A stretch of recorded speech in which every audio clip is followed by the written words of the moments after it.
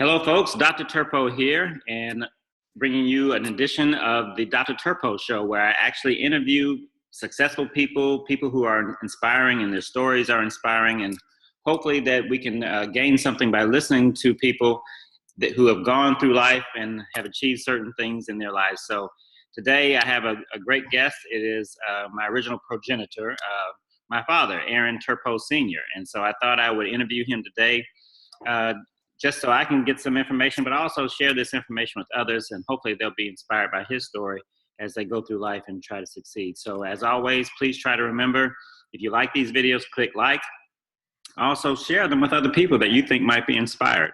So let's just jump right in with interviewing my father, Aaron Turpeau Sr. So hey, Dad, how are you doing? Doing tip top. Good, good. Tip top, we're going to get into that in a little bit. So that's a great phrase, tip top. But before we do that, let's just tell the viewers a little bit about your story and who you are. And so the first question, just to start at the beginning, can you tell us a little bit about where you grew up, what it was like you growing up? Yeah, I grew up in Cincinnati, Ohio. Parents were both school teachers, have an older brother and a sister. Grew up there, went to integrated high school, a segregated junior high school, which was segregated by neighborhood, but integrated high school during the 50s. I graduated from high school in the 60 itself, but the 50s were important during the whole struggle part. I grew up in a middle-class neighborhood, integrated a couple of neighborhoods growing up, and so I've been through that process, which is different than here in Atlanta itself. Okay. And so one of the key things that led to me growing up was a cordial meeting with Martin Luther King. There were quite a few of us that were doing the high school days, would go protest and picket Walgreens, not Walgreens, Walmart. Not wasn't Walmart, I'm sorry. No, Walgreens. Woolworth. It was Woolworth. Okay. The lunch counters of Woolworth, downtown Cincinnati. And this was supposed to have been up north, and we still have a segregated problem, so we were working on that issue.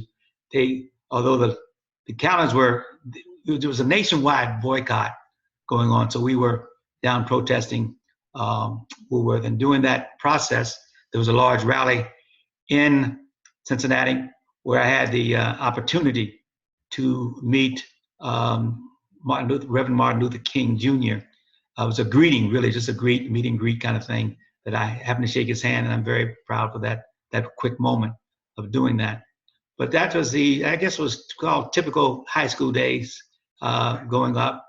Went off to college, went to a family college where my parents had met and had gone to school and met there.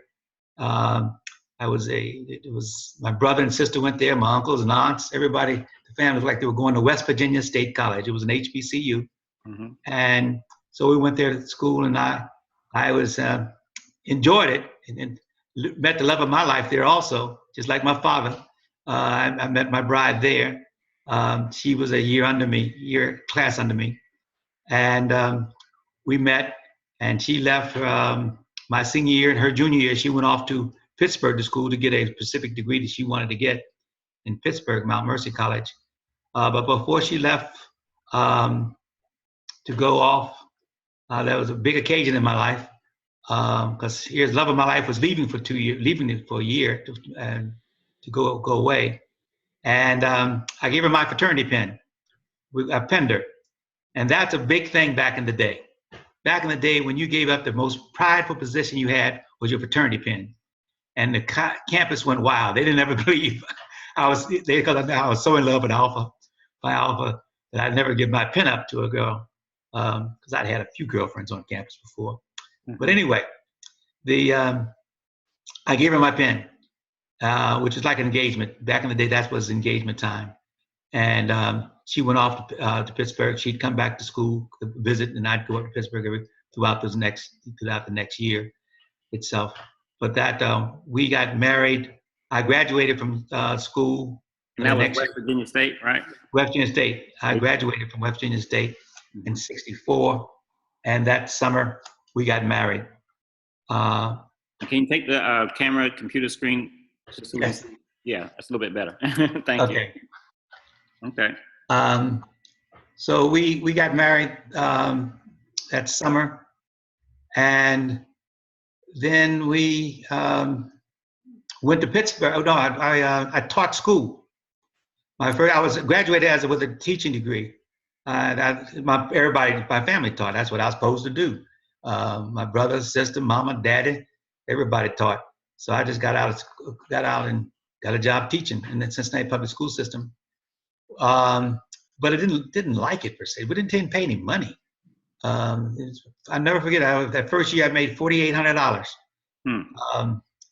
and I didn't understand how people can make it like that. So anyway, I decided I didn't want to do that. There was one aspect of teaching I really liked, was working after school with the youth, with the kids after school. I taught in junior high school, in the roughest school in town. I was a geography teacher, and a social studies teacher, and in the roughest school in town, down at Bloom Junior High. And by doing that, I knew I liked solving the children's problems after school, and so I always had a crowded classroom. Okay. After that, that first year, we moved to Pittsburgh for her to finish her degree, and didn't want to teach. I was going to go out and try to make some money, and I got a job in sales. I was unemployed for a while, very honestly, and then I got a job in sales and not bringing a little money in but not working at selling too much, just getting that little check a week check. You get a little stipend that was coming in. That was satisfying me, and I was hanging out with a few friends. And next turning point in my life, turning point in my life was my wife, who was in college, and we had an apartment. And I thought we were paying the bills. We were paying the bills, but she was used to living pretty good, I guess, and I was too. And she cooked dinner that day, and I'll never forget it. We had beans and hamburger meat, and she said, "Aaron, I can't do this anymore." And she started crying. She says, "I can't live on beans every day." It was a rough night. I ain't gonna tell no story. That was a rough night. I woke up that next morning and said she'll never cry again. Went out, so two systems. Excuse me for being emotional. That's understandable. So two systems. That was a big night, a turning point for you. Became one of the top salesmen for the company that year because I was motivated. And I promised my wife she'd never cry again. Promised myself my wife would never cry again. Mm-hmm. So we went and did that for a year and left. By the way, during those times when I wasn't working too much, I had a little janitorial job cleaning schools at night. Making ends meet, but doing all kinds of little different jobs and stuff around. That was a little rough. That was the roughest part of our marriage life, I guess it was. When economics played a big part in that, and I was trying to put things together, working here and there, janitorial stuff and everything I could. Anyway, we left there, and I came back to Cincinnati. Got transferred back. There was a policy not to transfer salesmen, but they transferred me because my track record that year became very good. And I came back and I worked in Cincinnati for the Neighborhood Youth Corps. Did that and for a year, and got an offer to come to Lima, Ohio, as a director of Metropolitan Lima Urban Coalition. Okay. This is in the 60s now. This is in late 60s when there was a national movement to how to create. This was really kind of after the riots, during the riots, after the riots, a plan to put communities together with the business community and the civic community, planning out how to fix the communities up. They had a Black Panther problem up in what they called a problem in Lima, Ohio, and they wanted me to come up and fix their problem for them, which was a challenge itself. But anyway, I had 2 good years in Lima, Ohio as director of Urban Coalition, and enjoyed the job. They're actually working on trying to solve. My first day up there, I was put on the back of a truck in the middle of a riot. The guys were going down the riot. The police was uptown front for it. It was a dramatic scene. They wanted me to talk them out of it. I just told them that the police were down there waiting for them. They wanted to go, they can go. Mm-hmm. And they went and told them leave the young ones home, because the young ones, and they left the young ones at home, and it was not much problems that night, but they did go down and cause some problems. But anyway, that's all part of what was going on in the 60s. It's the late 60s. I left there because two people came into my life. Julian Bond came to be a speaker, and I was the young black exec in town. And so I hosted him, and we became friends and communicated by phone often. I didn't have anybody else to talk to in Lima, Ohio, so I had to call Julian to see what was going on. And we communicated, became friends. And also, then he told me for the next year, for our speaker for Black History Month, invite Maynard Jackson. He's a wonderful speaker. Invite Maynard Jackson. We did that. He came up, I met him, hosted him. And on the way back to taken back to the airport, he convinced me that I should visit and come to Atlanta. It took me a little while to believe that. But I did have enough nerve to visit one time. And I moved 9 weeks later. I found me a job out of the newspaper. Mm-hmm. He tried to get me a job by interviewing with some execs in town, and tried to line up jobs. And Julian also tried to line up jobs. Job offers were made. I just wouldn't take anything. I was coming as a friend. I didn't want to come owing anybody anything. I wanted to come as a friend, straight out friend to somebody.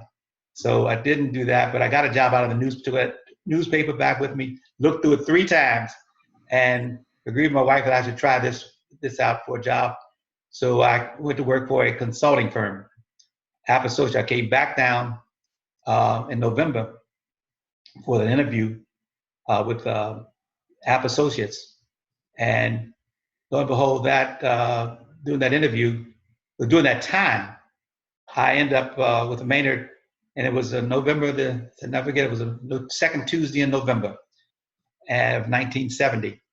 And Andrew Young was running for Congress for the first time. He did not win, but I found out that with Maynard, since I was with Maynard, I was going to every black precinct in town. And I came as an invitation, an orientation to the political system in Atlanta. And that orientation was a wonderful orientation, because that night we went to the party, the voting party. It was supposed to be the victory party, but he didn't win, so it was still a party. But I met every black I've ever seen in Jet magazine was at that. All the who's who of the country was at this victory party, supposedly victory party for Andrew Young. And so I was there, and I was impressed, and I came back very impressed again, and moved to Atlanta. Yeah, I remember that when we moved down from Lima, Ohio to Atlanta. Yeah. That was a key point in our family's life, so I remember that. Yes. That was the big stage. Tell me a little bit about this nickname that you have, because oftentimes when I see people around town. Okay. All right. We'll let that. All right. We'll just go ahead and let me do something on that. All right, hold on.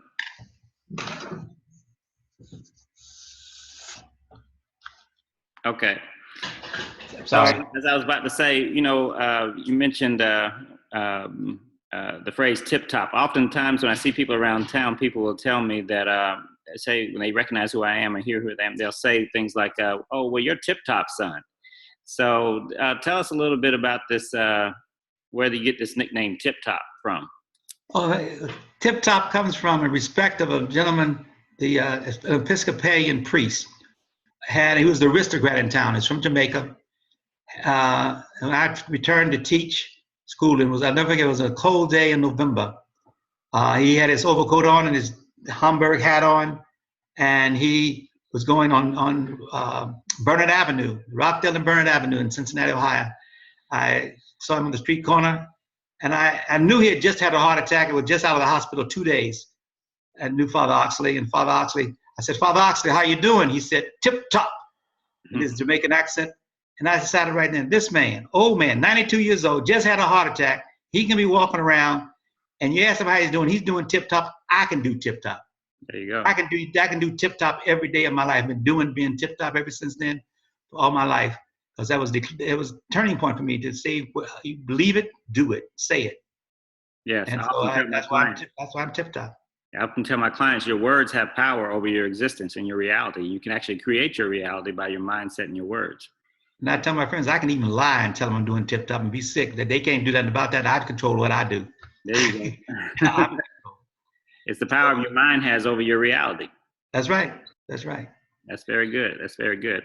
Okay, so you were about to tell us about the Atlanta year. So you came to Atlanta, you started working with Maynard Jackson, his administration. Well, I worked for the App Associates here, and then I ended up running that office, managing that office for the App Associates, and then they closed the office here, and I set my own consulting firm up to do some federal contracts. I had a pretty good reputation in the Southeast of training government workers for the Department of Labor.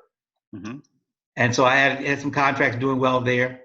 And the Maynard's campaign came about for running for vice mayor in 73. I took an active position, not position, but volunteer position for that campaign, working on with the advanced group, and did some leadership stuff there with him. And he won and tried his best to recruit me to come work for him in 74. And I wouldn't take a job. Again, same principle. He's a friend. I don't want to work for friends. I'll do my own thing. And this is when he became mayor? That's when he became mayor in 74. Of Atlanta, okay. Of Atlanta in 74. All right. And since I was a friend and volunteer for him, I didn't want to do it. And he offered and stuff to come work. And then Marta had just passed. And I'd worked to help the Marta campaign some, and they offered me a contract to train to write the city grant. They wanted to paid me to write the grant for the Comprehensive Employment Training Act, CETA program. Okay. To make sure that they get qualified workers for the MARTA system when the MARTA first started out. They had to have people trained to do the training from everything.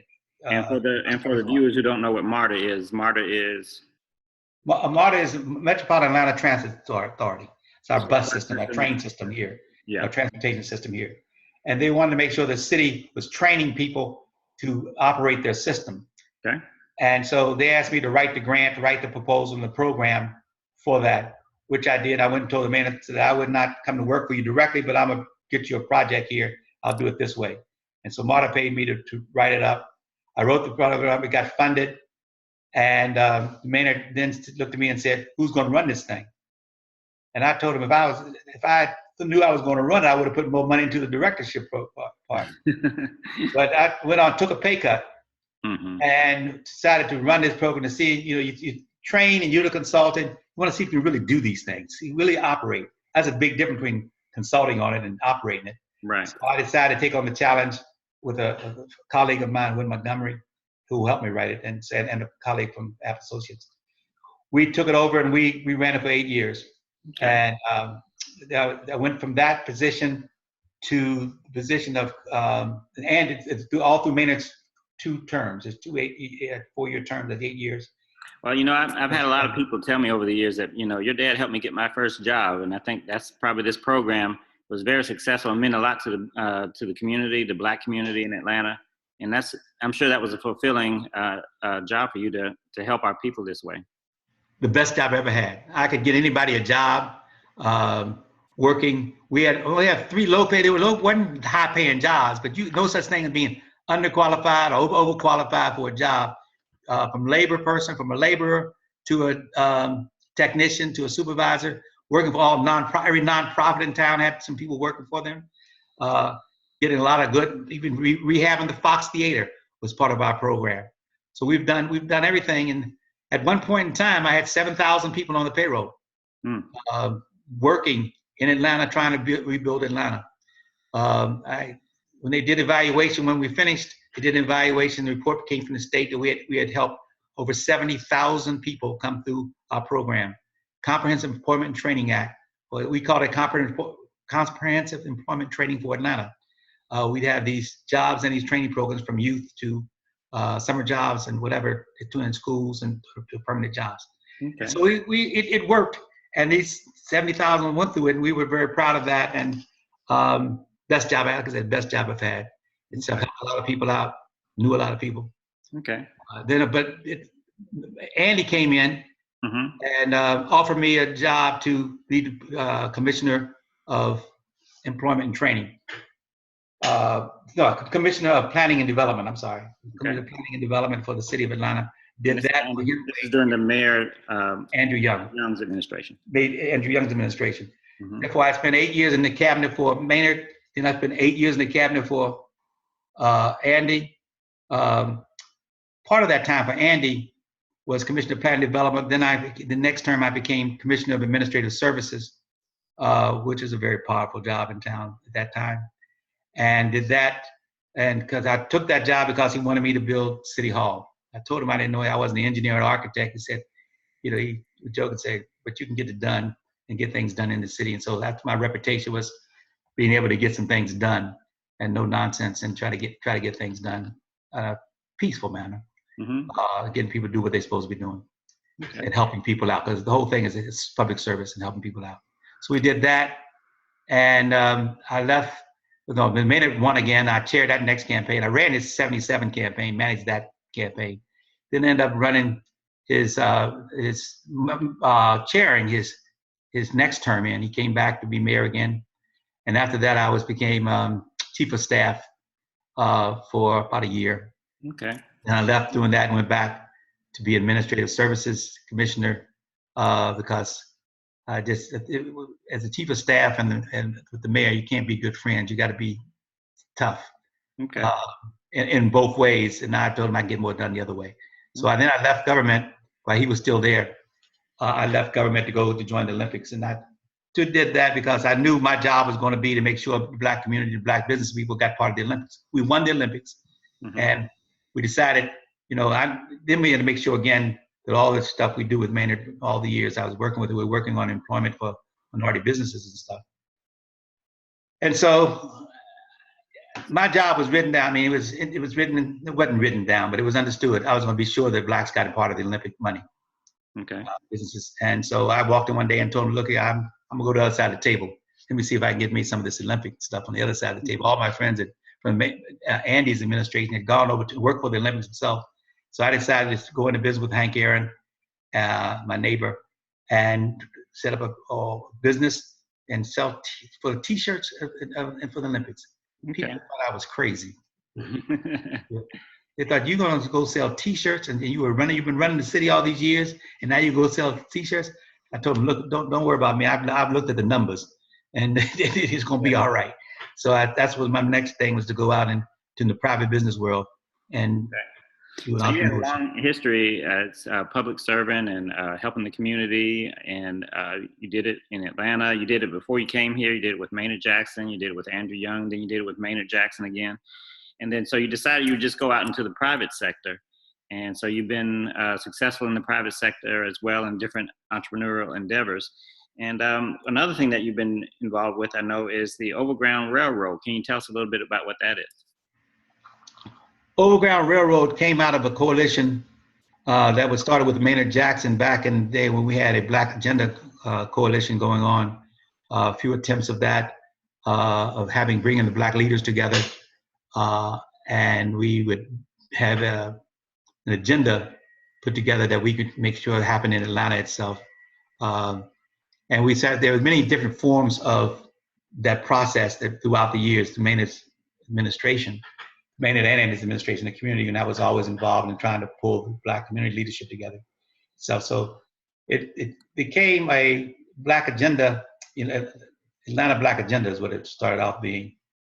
And a young man came to me, and was part of it, a young man we brought in, Harold Alexander, came to me and said, Mr. Turpeau, a lot of these problems can be solved with money.